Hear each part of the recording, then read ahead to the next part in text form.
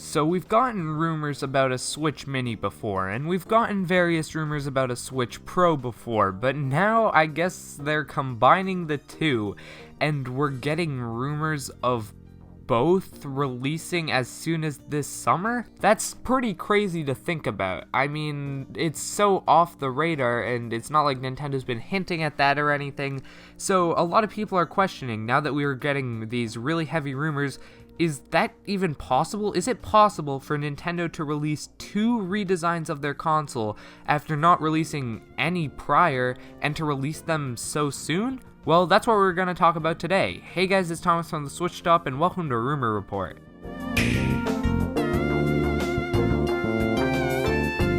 What's up? So for anyone who doesn't know what Rumor Report is, I haven't done one of these in a while because most of the time whenever there are rumors, I don't necessarily like to, well, report on them because they're not super credible, but I guess everyone's been talking about this one, so here goes nothing, I'll put in my 2 cents. And we're not just going to be discussing the rumor itself, but actually whether it's even possible, because a lot of people are a bit conflicted on whether this is possible, because people are like, why would they release both a Pro and Mini? Would that, like, why? And that is the topic for today. Is it possible? Well, technically, yes, it is possible. There, that's your video, you can leave. No, but in all honesty, anything's technically possible with Nintendo. They can do whatever they want. They are Nintendo. They put a plant in Smash Bros. They put a Tyrannosaurus Rex in Mario. They can do whatever they want and nobody can stop them, goddammit. However, is it the necessarily smartest business decision?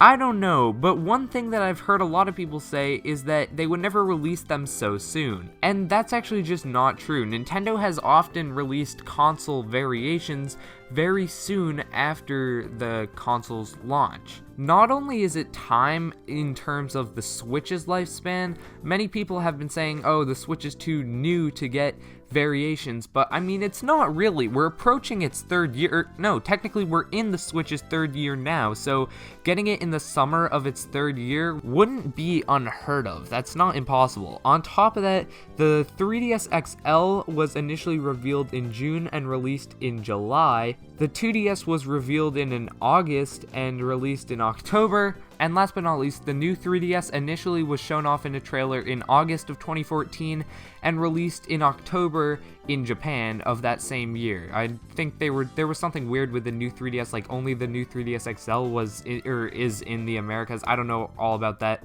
But point is, they don't really spend too much time on these console redesigns. They like to show the trailer and showcase that it's a thing, and then just bam, release them to the public. It's not like something where the NX, where we will legitimately have what did we have, like 2 years before we even knew what the NX was and we knew that it was called the Switch. They don't do that with these console redesigns, so it's definitely possible from that standpoint. The timeline all adds up. But would they launch 2 redesigns at once?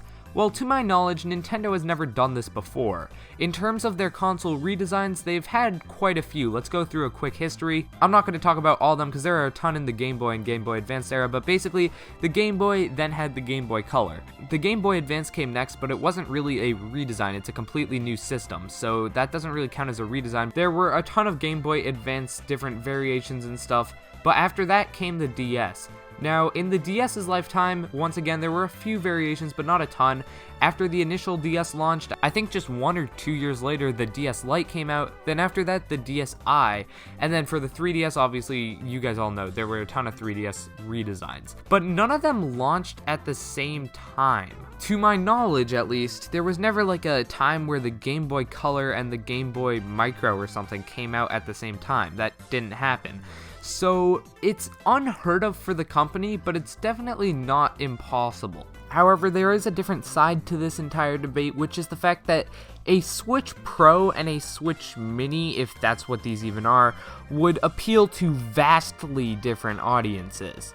Normally with these console redesigns, it's not like Nintendo is gunning for an entirely different demographic. I mean, they're not trying to say that the DS Lite is 100% different from the DS. It's literally just a different DS. It's not like they're remaking an entire new console. This is obvious.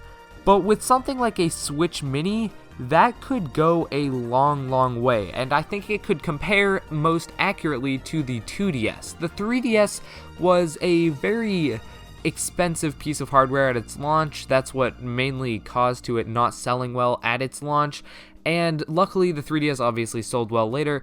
But in order to combat this, Nintendo started production on the 2DS, which was $80, came with a game like Mario Kart 7 included, and was very heavily marketed towards kids. I mean, it didn't have like the clamshell design, it looked kind of like a Fisher-Price toy. It was marketed towards kids, and the 2DS was a massive success. That could be what the Switch Mini is. I mean, the 3DS is obviously being phased out. It's not 100% dead, but it's being phased out, and no one can argue that it's not. It clearly is. So this cheaper, exclusively handheld demographic that has normally been occupied with the 3DS, 2DS, that entire console lineup is now open, and they don't necessarily have any active consoles or any consoles that are still alive and kicking, and new games are releasing constantly. So a potential Switch Mini would capture that demographic that Nintendo has previously touched into with the 3DS lineup, and there's 77 million units sold. Whereas the Switch Pro would be dedicated to hardcore gamers who want the best experience on their, whatever games we're playing that are super intensive, like maybe Breath of the Wild in that Korok Forest area that always lags on my Switch.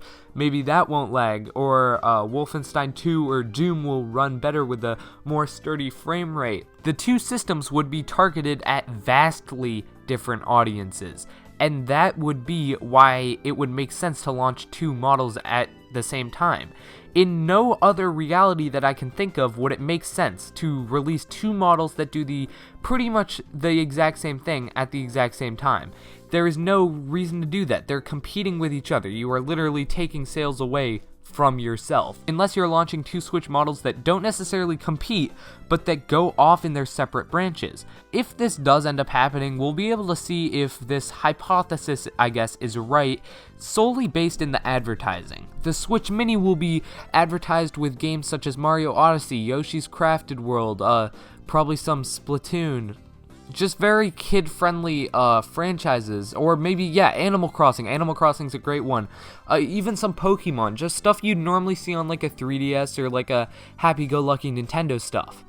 And then the Switch Pro would probably get shown with stuff like a few of the Final Fantasy ports that are over on the Switch are coming soon.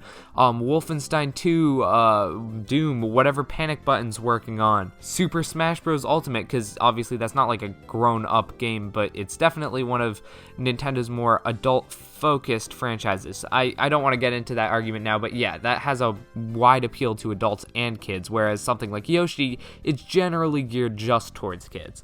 So yeah, hopefully you guys get the point and how these two Switch models could more coincide than compete, if that makes sense, and cooperate rather than just go against each other, because that would obviously not be a good business move. Hopefully that all made sense, and I'm hoping you guys liked this video. I don't do rumor reports often because I only do them unless I feel like I have actual input to say, but I felt like this was such a prevalent rumor, and I did have some stuff I wanted to squeeze in there. So yeah, hopefully you guys enjoyed this video. Let me know if you did down in the comments below. Like the video if you did enjoy, and I'll catch you in the next one. I'm Thomas from the Switch Shop signing off. Peace.